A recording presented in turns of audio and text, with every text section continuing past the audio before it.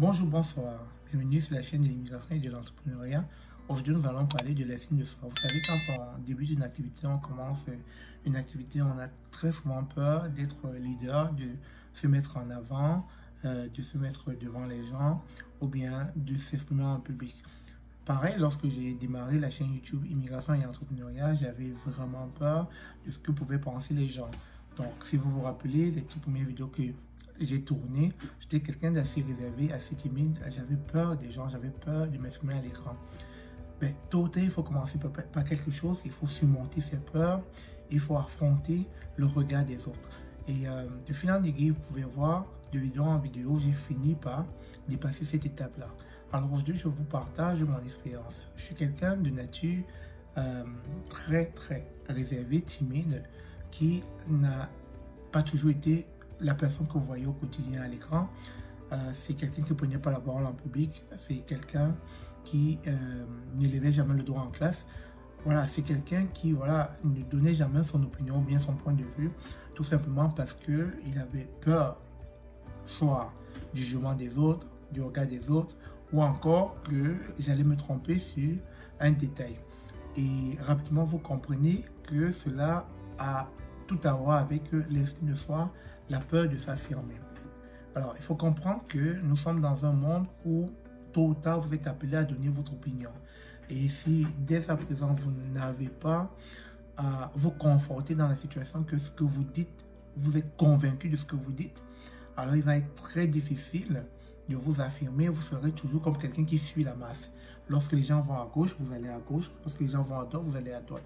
Ce qui est d'ailleurs dérangeant actuellement dans le monde où nous vivons, parce que ça fait de vous quelqu'un qui n'a pas de personnalité. Même en couple, cela n'est pas bien. Parce que si vous êtes en couple avec une femme qui a de la poigne, à un moment donné, ça donnera que vous n'avez pas de personnalité et à un moment donné, elle ne vous supportera plus sous prétexte que vous n'arrivez pas à vous affirmer. Elle aura l'impression que les décisions viennent par elle. Alors, il faut comprendre que c'est quelque chose qui peut se travailler. Mais alors, comment travailler cela? Tout simplement, il faut oser. Il faut défier ses peurs.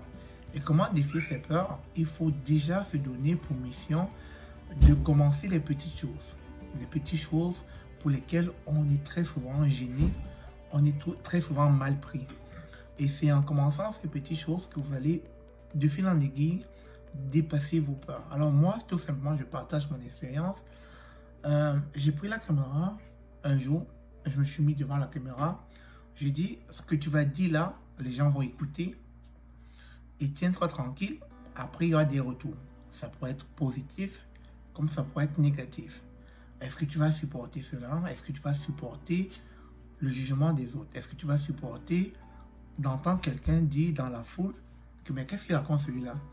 Donc, c'est quelque chose qu'il va falloir travailler en vous. Et une fois que vous avez travaillé cela et que vous êtes prêt à encaisser, parce qu'en fait, le but, c'est encaisser. Est-ce que vous êtes prêt à encaisser moralement, psychologiquement, ce que les autres vont dire de vous? Dès lors que vous êtes prêt à encaisser cela, alors vous venez là de gagner en confiance. Et tout part de là, en fait. Tout part du fait que le fait de sortir des choses de nos bouches, le fait d'argumenter, de défendre nos opinions, c'est déjà à la base d'être aguerri, d'être confiant, d'être documenté, d'avoir la connaissance de ce qu'on dit. Et vous allez possiblement vous en rendre compte lorsque on était encore jeune, on était à l'école. C'est une chose que je trouve un peu dommage dans nos pays en Afrique. Il n'y a pas beaucoup d'exercices qui nous poussent à aller prendre la parole en public. On n'en a pas assez. Ici en Europe, plus ou moins au Canada, en Europe, un peu partout, mes enfants, je le vois au quotidien, ils prennent la parole en public et ce qui est beau, c'est que les enfants au Canada arrivent à s'exprimer, arrivent à dire papa, non, papa, je ne suis pas d'accord, papa, je ne veux pas ci, je ne veux pas ça, et s'expriment. Chose malheureuse que je n'ai pas rencontrée dans mon enfance du côté de l'Afrique. Si ça a changé, tant mieux. Et ce serait beau pour les générations à venir.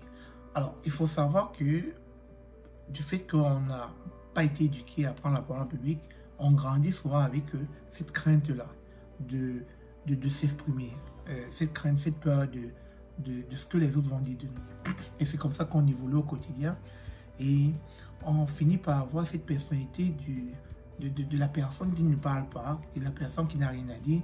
Et pourtant, on a tellement à dire, tout est à l'intérieur de nous, ou lorsqu'on est en face du meilleur copain, ou bien de la meilleure copine, ou bien du meilleur ami, on s'exprime, on dit tout, on sort tout. Mais dès qu'il y a une tierce personne, dès qu'il y a quelqu'un qu'on ne connaît pas, dès qu'on est dans une salle, on devient totalement muet, comme figé par la peur, paralysé par la peur, etc. Et ça, comprenez que c'est juste un état d'esprit dans lequel vous vous trouvez qu'il va falloir travailler. Et ça, c'est faisable. Et il y a des coachs, et il y a des consultants, il y a des personnes qui travaillent le développement personnel qui peuvent vous donner des formations là-dessus. Je ne suis pas un coach en développement personnel, loin de là. Je suis juste un autodidacte, quelqu'un qui brise les barrières, qui refuse d'accepter ses limites. Donc, rapidement, si ceux qui suivent la vidéo peuvent vous le dire, hein, s'ils se reconnaissent, la plupart de mes camarades, je n'étais pas quelqu'un de bavard, je n'étais pas quelqu'un qui prenait la parole en public, je n'étais pas quelqu'un qui aimait aller en avant de la salle de classe pour se mettre à parler. Donc, aujourd'hui, c'était un gros travail de fond, un travail que YouTube a permis de parfaire. Et aujourd'hui, j'ai cette facilité, cette aisance de prendre la parole en public et d'improviser, surtout de détonner, de me lancer. Et puis voilà, ce qui arrive, arrive. Voyez. Mais comme je dis à la base, il va falloir que vous travaillez déjà en vous, que ce que je vais dire, je dois être en accord, en harmonie et défendre cet argument jusqu'au bout. Tant que vous n'aurez pas cette certitude, cette confiance en vous, alors vous aurez toujours peur de vous exprimer et pour beaucoup, vous allez suivre la tendance, et ce qui n'est pas bien.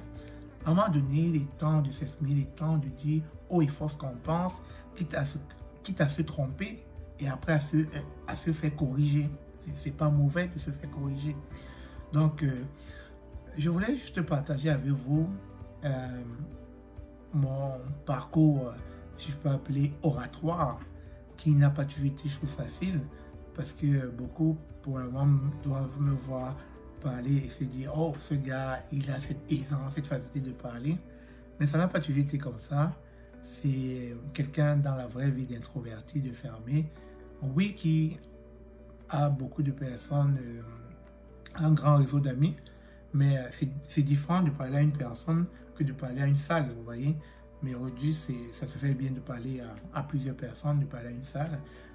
Le tract, souvent, y est, mais ce n'est plus autant qu'avant. Je suis plus paralysé. Mais je faisais partie de la génération de personnes, quand il allait en avant la classe, ça n'en sortait plus, quoi.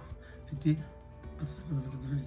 des bégaiements, la peur, la crainte, comme si, je sais pas, comme si un cataclysme allait se produire. Pourtant, il n'y a rien.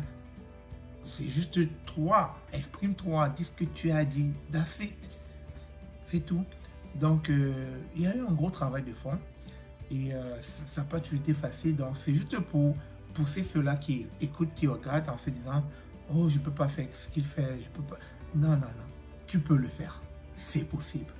Tout le monde a la compétence, la capacité, la qualité de pouvoir s'exprimer si vous le voulez bien, entendu. Mais si vous ne le voulez pas, vous n'allez jamais vous exprimer en public. Donc, sachez qu'il n'y a pas de crainte. Peut-être c'est dû à notre éducation, peut-être c'est dû à notre mentalité en Afrique, mais comprenez que tout travail, à la base, se fait d'abord en soi, avant de se faire accompagner. Donc, sur ce, je vais vous laisser. C'était juste un partage sur l'art oratoire. Et comme je peux le dire, je suis en je suis en perpétuel apprentissage et je continue de voir des aînés, des personnes qui ont cette aisance dans la parole pour continuer à parfaire ma qualité de prendre la parole en public. Sur ce, merci d'avoir la... Excusez-moi, je suis enrhumé. Excusez-moi, je suis enrhumé. Sur ce, merci d'avoir vu. Merci d'avoir suivi la vidéo comme d'habitude. Et n'oubliez pas de vous abonner, de liker. Et on se dit à très bientôt pour une prochaine vidéo. Ma voix devient rock. Au revoir.